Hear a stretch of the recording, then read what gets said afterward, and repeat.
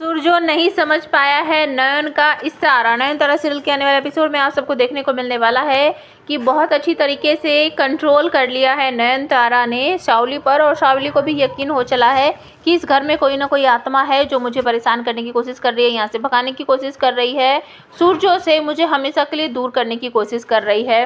तो कुछ जादू टोना मंत्र मारती हुई आप सबको नजर आने वाली है परिंदा या फिर नयनतारा। वो अपने कमरे में बैठी हुई कुछ अजीब सी हरकतें करेगी और उसका आधा मुंह खुला ही रहेगा बड़े बड़े दांतों की वजह से।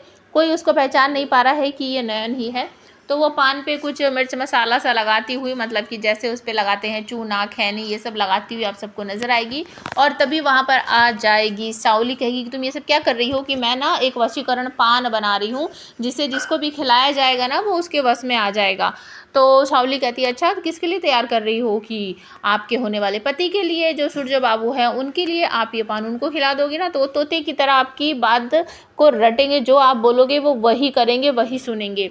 तो शाओली कहती है कि नहीं, ये मुझसे नहीं होगा, मैं तो उसको अगर अमृत भी पिलाने जाऊंगी ना इस समय, वो भी मेरे हाथों से नहीं पिएगा।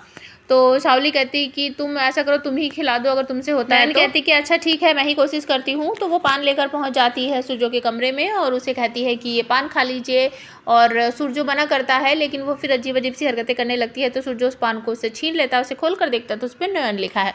लेकिन सूरजो को ये सारा समझ ही नहीं आ रहा कि तेरे सामने खड़ी हुई नयन हो सकती है। वो चीखने लगता है, ये पान आपको किसने दिया, कहाँ से लाई हो ये पान, और इस पर ये नाम किसने लिखा है, कौन हो तुम, किसने दिया ये पान, इस तरीके से करता है। तो नयन बेचारी अपना सर पकड़ती है, कहती है कि बताओ, इसको इस पर नाम दिख रहा है तो भी इसको समझ नहीं आ रहा कि ये क्या है। तो वो पूछता है इससे, किसने दिया है तुम्हें ये पान। तो वो नाम ले देती है शाओली का कि मुझे तो शाओली ने ही दिया है, इस घर की होने वाली मालकिन ने ही दिया है। तो सूरजो भड़कता है कि इस तरीके से कुछ भी नाम लिखकर तुम ऐसे कैसे ला सकती हो। तो वो कह देती नहीं, मैंने तो कुछ किया ही नहीं है, उन्होंने दिया था, मैंने आपको दे दिया। तो सूरजो नाराज होता हुआ पहुंच जाता है शाओली के पास और कहता है कि ये क्या बेहूदगी है, मतलब इस तरीके से पान पर तुम नयन का नाम लिखकर क्यों लाई हो।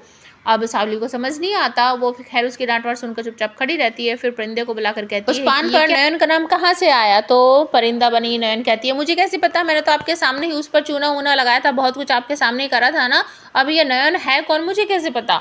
तो वो कहती है कि ये नयन वही है जिस लड़की से सूरजो की शादी हुई थी और जिसको मैंने ख़त्म कर दिया है। तो परिंदा यहाँ पर कहती है कि अच्छा, तो मुझे तो ऐसा लग रहा है कि ये उसी की आत्मा है और वही आपके सारे काम बिगाड़ रही है। तो शाओली डर कर कहती है क्या तुम मुझसे पीछा छुड़वा सकती हो मेरा।